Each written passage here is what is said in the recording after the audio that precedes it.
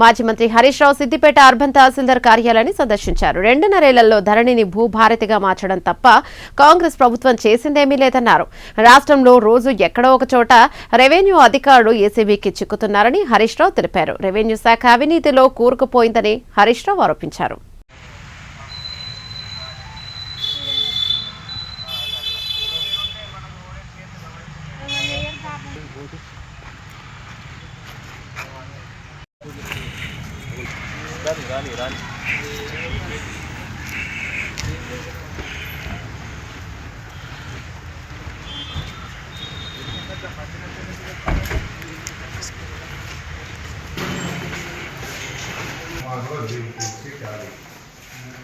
ఇంకా మీద పడుకుంటారు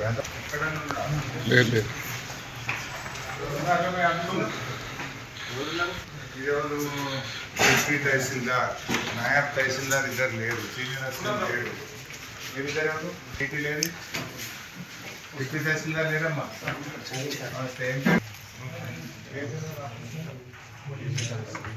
ఉన్నారా స్టాఫ్? ఆఫీస్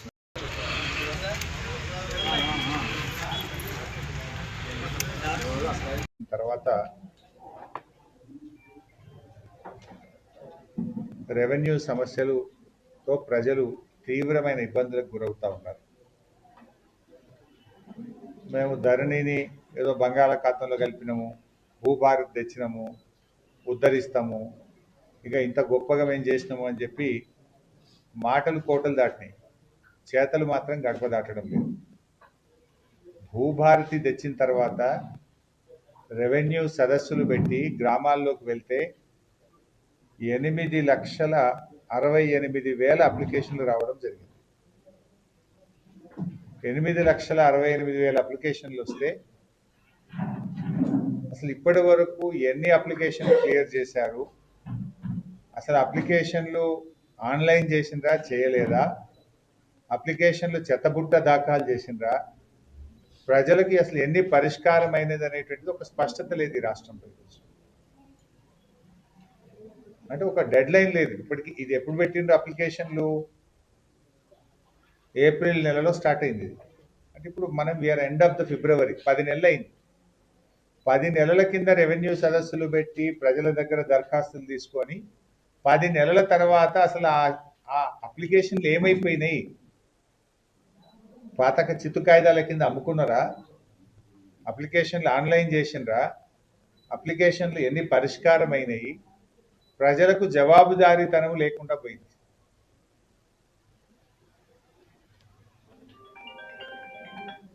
ముఖ్యంగా భూభారతి వచ్చిన తర్వాత మారింది ఏమీ లేదు.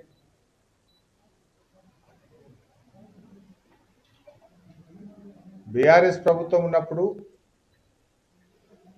వ్యవసాయ భూములు రిజిస్ట్రేషన్ చేసుకుంటే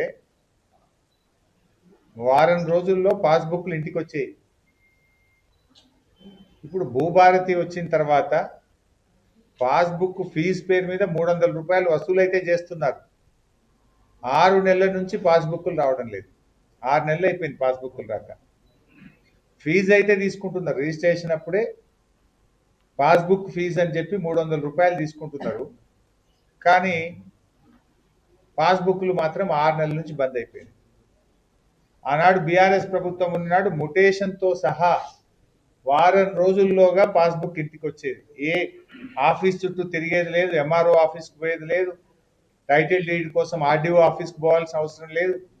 అన్నీ పూర్తయి వారం రోజుల్లోగా భూమిని కొనుక్కున్నటువంటి రైతు ఇంటికి పాస్బుక్ వెళ్ళేది. కానీ 6 నెలలు అయిపోయింది, ఇప్పటికీ పాస్బుక్ వచ్చే పరిస్థితే లేదు. పాస్బుక్లు రావడం లేదు. ఈరోజు సాదా బైనామాలు. ఆనాడు బీఆర్ఎస్ ప్రభుత్వం ఉన్నప్పుడు పేదలకు ఉచితంగా సాదా బైనామాలు చేయాలని చెప్పి 6,20,000 మంది రైతులకు ఉచితంగా సాదా బైనామాలు చేసింది బీఆర్ఎస్ ప్రభుత్వం. ఒక్క రూపాయి ఖర్చు లేకుండా 6,20,000 మంది రైతులకు మేము సాదా బైనామా అమలు చేసి ఇచ్చాం. సో రెండవ దశ సాదా బైనామాకు మళ్ళీ బీఆర్ఎస్ ప్రభుత్వం ప్రజలకు అవకాశం ఇస్తే ఆ రోజు 9,00,000 26,000 అప్లికేషన్లు రావడం జరిగింది. మరి 9,26,000 అప్లికేషన్లు వస్తే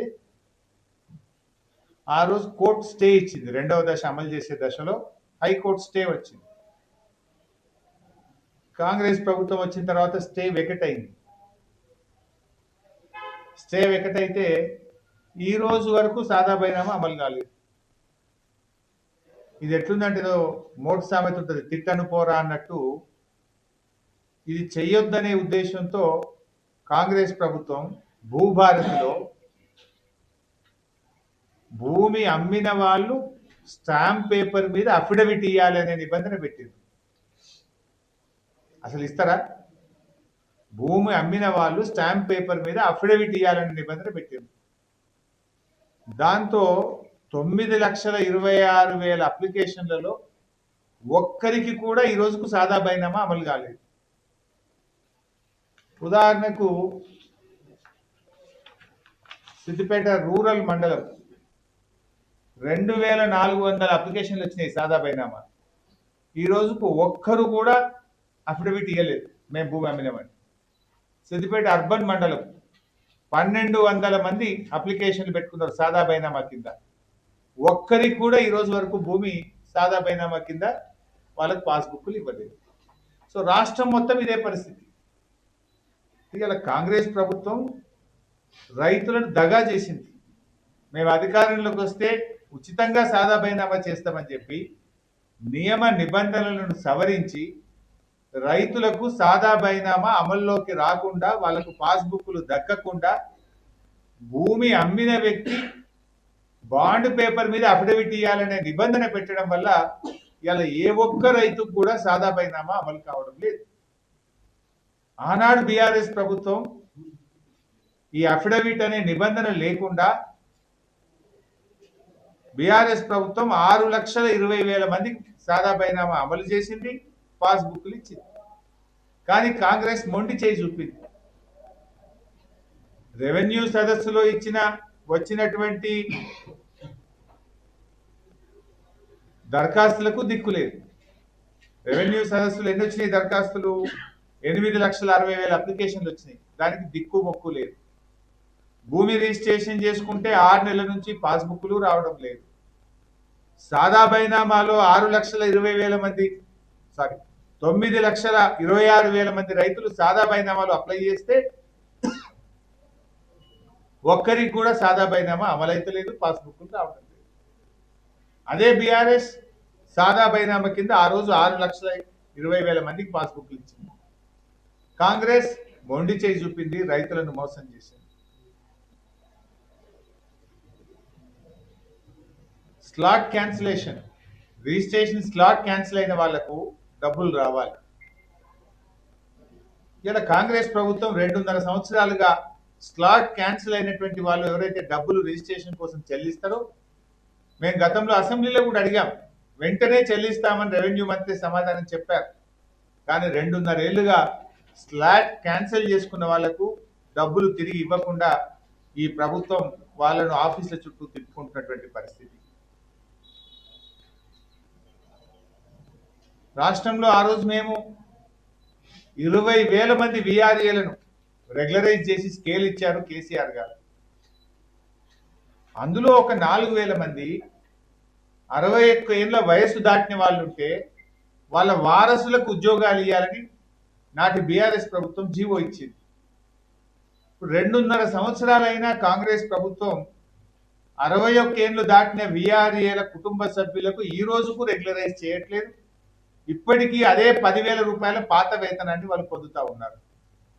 తక్షణమే బీఆర్ఎస్ ప్రభుత్వం ఇచ్చిన జీవోను అమలు చేయాలని, 4,000 మంది విఆర్ఏల కుటుంబ సభ్యులకు రెగ్యులరైజ్ చేయాలని చెప్పి ఈరోజు మేము డిమాండ్ చేస్తా ఉన్నాం. ఇక నిషేధిత భూములు, నచ్చితే సక్రమం, నచ్చకపోతే అక్రమం అన్నట్టు చేస్తుంది కాంగ్రెస్ ప్రభుత్వం. ఇవాళ నిషేధిత భూముల